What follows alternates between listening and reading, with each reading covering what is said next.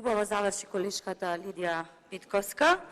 Тоа што се сеете, тоа ќе се жнеете. Дворските игри во Собранијево продолжуваат.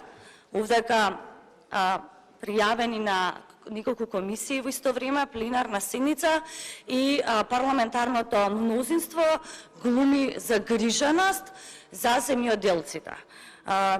Знаете што е какистократија, кога државата ви ја водат неспособни, нестручни луѓе, како што се сместени во владата и во ова парламентарно мнозинство. Значи, неверојатно е она што се случува во Собранијето. Неверојатно е она што се случува со законските решенија. Трчаме од една сала на друга, за да успееме да постигнеме и да дојдеме на збор, заради тоа што зборот ќе ни биде одземен доколку не сме во салата, заради тоа што сведочиме во изминатиот период исклучиво византиски игри, исклучиво дворски игри. Не знам до кога планирате вака да тирате, но верувајте дека не е во ред. За македонската јавност добро е да се знае дека дневниот ред го креира и го носи во најголем дел парламентарното мнозинство и кога веќе се говори за некаква си грижа за земјоделците, интересно беше да се сведочи дека овие изминати 2 дена повеќе беше борбата кај нив во парламентарното мнозинство, дали да се стави како приоритет да точка дневен ред за фотоволтаици, бидејќи тука се бизнес интересите, или сепак да излезат конечно во пресрет на земјоделците и оно што ние како опозиција повикуваме изминатиот период, а тоа е ова законско решение. Сметиме дека земјоделците заслужуваат секогаш подобро законско решение, секогаш законско решение кое што ќе излезе во пресрет на нивните потреби. Но револтира односот и она што се случува овдека во Собранијето.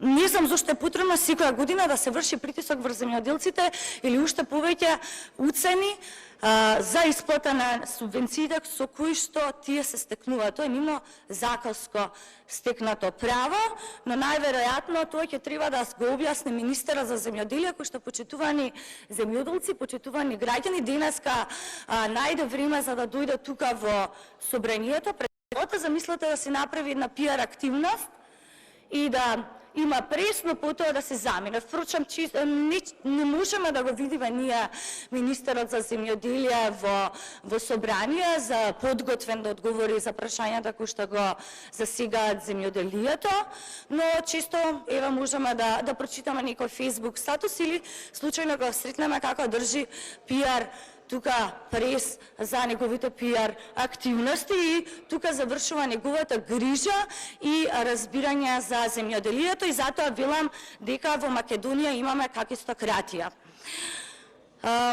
Истовремено, овие денови со право се поставува прашањето зошто кога земјоделците и покрај тоа што се борат со сериозна бирократска процедура, а при тоа навистина успеваат истата уредно да ја поднесат до Министерството за земјоделие, шумарство и водостопанство, но тука да беше министерот може ќе собираше храброст и ќе ни одговореше, како и до УЈП се уште не се исплатени субвенциите на нивните сметки. Очекував и се надевам дека конечно владата ќе се разбуди од тој длабок сон и ќе излезе со цел сет на пакет мерки кои што навистина ги засегаат сите, затоа што тоа што се случува во земјоделието, во аграрот, не засега сите нас. За жал цените растат, инфлацијата е двуцифрена, никако тоа како да не допира до владата. Маслото, кажав јас и колку пати ја достигна цената која што за жал е историска и повеќе граѓаните не можат ни да си го дозволат заради тоа што по оние анализи и статистики 120 динари на ден е пресметано дека граѓаните можат да потрошат во Македонија, а 150 е маслото за јадење. Загрижува и фактот што законот ќе почне со имплементација во 2022, но како што кажав, ние ќе го поддржиме заради тоа што цениме дека земјоделците заслужуваат почит за нивниот труд и работа. Субвенциите ќе потсетам дека се регулирани со закон и владата мора секогаш да излезе во пресрет на земјоделците и да го спочитува нивниот труд. За ненавременна исплата на субвенциите мора да постои одговорност. Мора да постои, колеги и колешки, одговорност ако искрено се загрижиме.